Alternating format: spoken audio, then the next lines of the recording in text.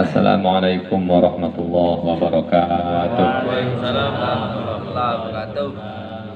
Alhamdulillah wassalatu wassalam ala Rasulillah Sayyidina Muhammad ibn Abdullah wa ala alihi wa sahbihi wa man wala. La haula wa la quwata illa billah, amma ba'd. Yang sama kita hormati tuan rumah, yaitu Bapak Mufid ya, serta tak lupa Bapak Ketua kita, Bapak Tohadi, serta para jamaah yang dimuliakan Allah Subhanahu wa Ta'ala. Alhamdulillah, pada malam hari ini kembali kita dapat menghadiri majelis zikir Ratibul Haddad sekaligus penjelasan tentang kemuliaan yang terkandung dalam Ratibul Haddad. Ya, mudah-mudahan amaliyah kita pada malam hari ini diridhoi oleh Allah Subhanahu wa Ta'ala. Amin ya rabbal alamin.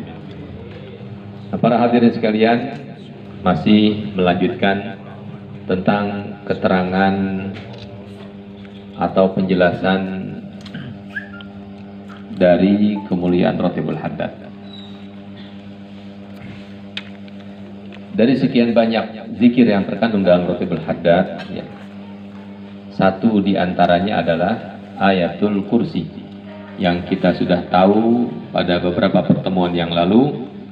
Dari namanya saja, ayat kursi ini sudah memiliki banyak nama, yang artinya ketika suatu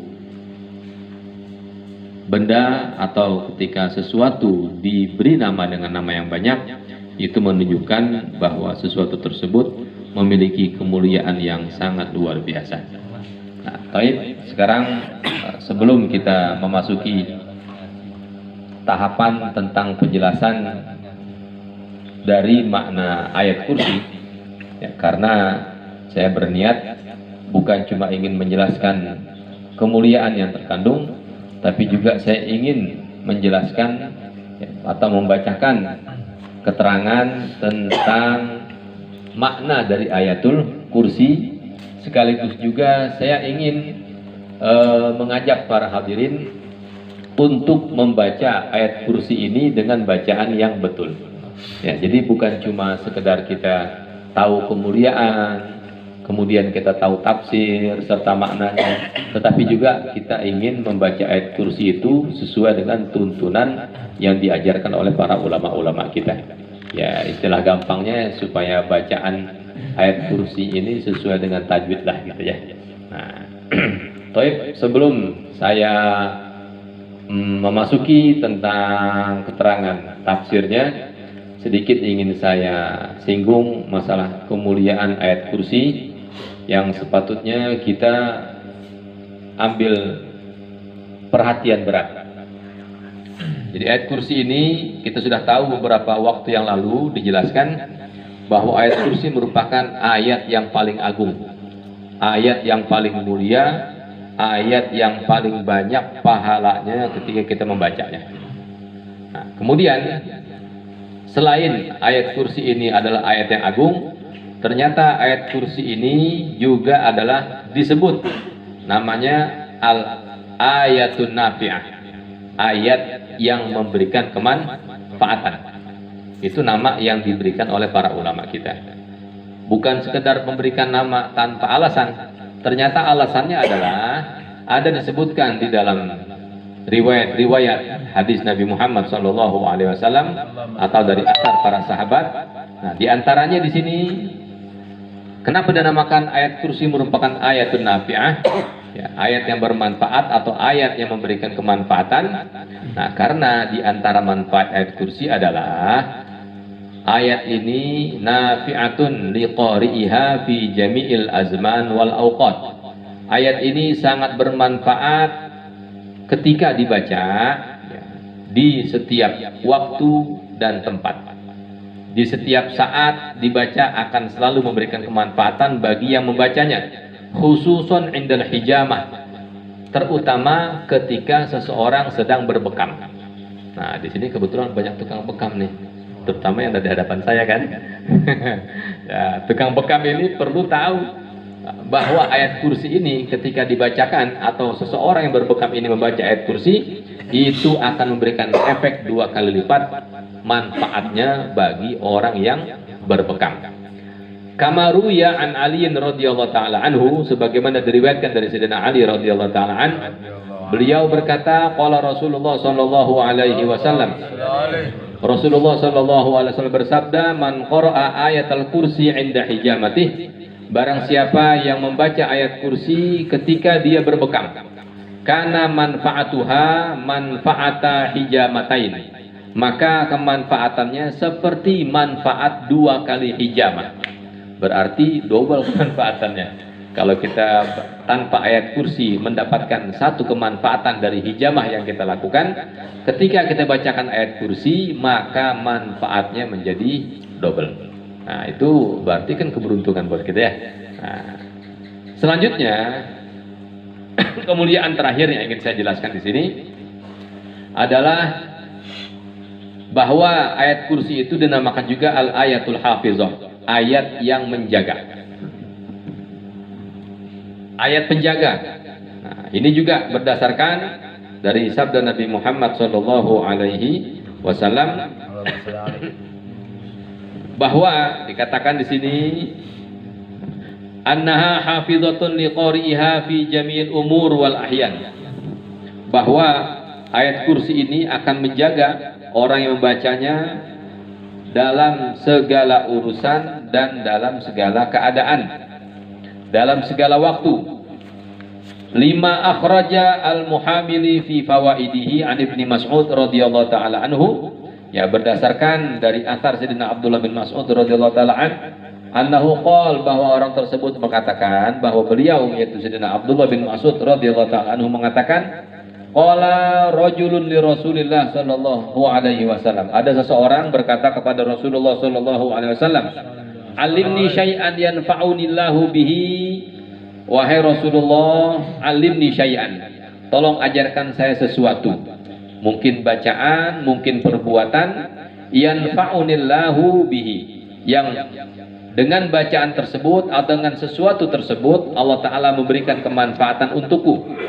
Lalu apa yang beliau ajarkan? Qala ayatul kursi fa innahu yahfazuka wa dzurriyyataka. Bacalah ayat kursi, ya, Iqra ayatul kursi fa innahu yahfazuka. Karena ayat kursi itu ketika dibaca, yang pertama akan menjadi penolong atau penjaga untuk diri. Jadi kita yang baca ayat kursi ini sudah dijaga oleh Allah Subhanahu wa taala. Bukan cuma diri kita, Pak. Nah, di sini katanya wa dzurriyyataka, dan juga anak keturunanmu. Berarti kan luar biasa. Kita khawatir di zaman sekarang ini anak-anak yang pergaulannya kacau. Anak-anak yang pergaulannya rusak sehingga akhlak mereka pun ikut menjadi rusak. Nah, kita sebagai orang yang sudah mengenal kemuliaan ayat kursi, kita jadikan ayat kursi ini sebagai bacaan rutin kita, terutama dibaca setelah sholat 5 waktu. Nah, kemudian wa dzurriyyatak, anak keturunanmu, wa yahfazu daraka, dan ayat kursi ini juga akan menjaga rumahmu.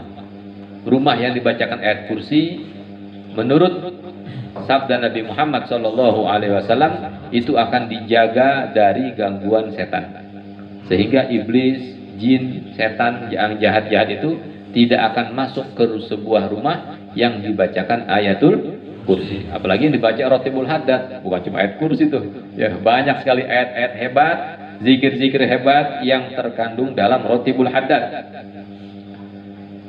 Hatta duairat haula darika. Yang lebih hebat lagi, bukan cuma rumah kita yang dijaga, tetapi beberapa rumah yang ada di sekeliling rumah kita. Ya, ini salah satu kabar gembira buat kita. Mudah-mudahan jadi motivasi untuk kita untuk mengamalkan dan melazimkannya. Amin ya rabbal alamin. Amin. Nah, itulah sekedar keterangan tentang kemuliaan dari zikir Ratibul Haddad yang diantaranya terkandung ayat kursi. Nah, kemudian ya itu sekedar pasal tentang penyebutan kemuliaan Ayatul Kursi. Dan kalau diperpanjang lagi nggak habis-habisnya Pak. Nah, sekarang ingin saya berbagi kepada para hadirin tentang tafsiran dan makna dari Ayatul Kursi. Kenapa saya bagi penjelasan tentang kemuliaan mengenal atau memahami ayat kursi? Karena bacaan ketika kita membacanya dengan perenungan dan tadabbur, atau kita membaca sesuatu dengan mengerti maknanya, itu akan jauh berbeda efeknya daripada kita membaca sesuatu tapi tanpa mengenal maknanya. Ya, jauh kualitasnya Pak. Pahalanya berbeda, khasiatnya berbeda, efek di diri kita juga berbeda. Seandainya kita membaca sesuatu dan kita mengerti maknanya, akan terasa di hati, sejuk hati kita, adem hati kita. Nah, kalau kita baca Quran, baca sesuatu cuman cepat-cepat, itu efek di hati memang nggak begitu terasa. Tapi kalau kita betul-betul mengerti maknanya, ya paham artinya, insya Allah terasa di hati, sejuk, tentram, tenang. Nah, insya Allah khasiat yang Allah Ta'ala janjikan melalui lisan Nabi Muhammad SAW itu pun akan kita dapati. Taib, langsung aja nggak pakai lama-lama karena waktunya cuma 10 menitan. Udah berapa menit tuh? Harus 10 menit. Oh, baru 10 menit. Nah, taib, bismillahirrahmanirrahim. Nah, ini beberapa tafsiran dari para ulama, ya tafsiran singkat, mudah-mudahan bermanfaat. Nah, dalam ayat kursi kalimat pertama disebutkan nama Allah. Ya, dibuka dengan kalimat dengan ungkapan yang paling agung yaitu kalimat Allah. Allahu la ilaha illahu. Allah lah yang tiada Tuhan yang patut disembah kecuali Hu, yaitu Dia. Nah, ayat kursi inilah yang dinamakan dengan ayat tauhid. Di sini Allah Ta'ala ingin mengajarkan kepada kita untuk mengenal dan meyakini bahwa tiada Tuhan yang patut disembah kecuali Allah Subhanahu wa Ta'ala. Tidak ada sesuatu yang patut disembah dengan sebenar-benarnya kecuali Dia, yaitu Allah Subhanahu wa Ta'ala. Nah, sehingga kalau kita betul-betul meresapi makna ini, insya Allah amal ibadah kita ini akan ikhlas karena Allah. Tidak mengharapkan pujian dari orang, tidak berharap sanjungan dari orang, tidak mengharapkan orang bilang kita orang baik, orang bagus, orang soleh, macam-macam lah ya, karena ibadah kita betul-betul mengharapkan ridho dari Allah Subhanahu wa Ta'ala, dan kita sadar zat yang patut kita sembah, zat yang harus kita jadikan sesembahan hanyalah Allah Subhanahu wa Ta'ala. Terakhir, sebelum kita akhiri, ya, Allah Ta'ala juga menyebutkan di sini dua namanya yang agung, yaitu Al-Hayyul Qayyum. Al-Hayyu artinya zat yang maha hidup, yang senantiasa hidup, dan hidupnya Allah Ta'ala tidak bergantung dengan apapun. Allah Ta'ala hidup dengan tidak memerlukan bantuan dari makhluknya. Al-Qayyum yaitu kalau ikut tafsiran di sini alladzi la yabla, zat yang tidak pernah binasa, zat yang tidak pernah usang, zat yang tidak pernah mati ya. Jadi Al-Hayyul Qayyum dalam tafsiran, ikut tafsiran ini, tafsir ini berdasarkan tafsir dari Sayyidina Abdullah bin Abbas radhiyallahu taala anhu. Beliau menjelaskan Al-Hayyu artinya alladzi la yamut, zat yang maha hidup. Al-Qayyum alladzi la yabla, yaitu zat yang tidak pernah usang dan tidak pernah binasa dan tidak pernah habis keberadaannya. Tapi dalam tafsir lain Al-Hayyu sama memang arti maha hidup. Al-Qayyum artinya zat yang maha mengatur segala urusan hamba-hambanya, mengatur segala urusan makhluknya. Dan kata para ulama, dua nama ini, yang pertama Al-Hayyu dan yang kedua Al-Qayyum, adalah nama Allah yang paling agung, yang seandainya seseorang berdoa kepada Allah Ta'ala dengan menyebut nama yang agung ini, maka doanya tidak akan ditolak oleh Allah Subhanahu wa Ta'ala. Ya, mudah-mudahan Allah Ta'ala berikan kita tenaga untuk dapat mengamalkan Ismullahil A'zam ini, yaitu Al-Hayyul Qayyum dalam setiap doa-doa kita. Mungkin ini aja yang dapat saya sampaikan. Mudah-mudahan bermanfaat. Wassallallahu ala sayyidina Muhammad wa ala alihi wa sahbihi wasallam. Wassalamualaikum warahmatullahi wabarakatuh. Waalaikumsalam.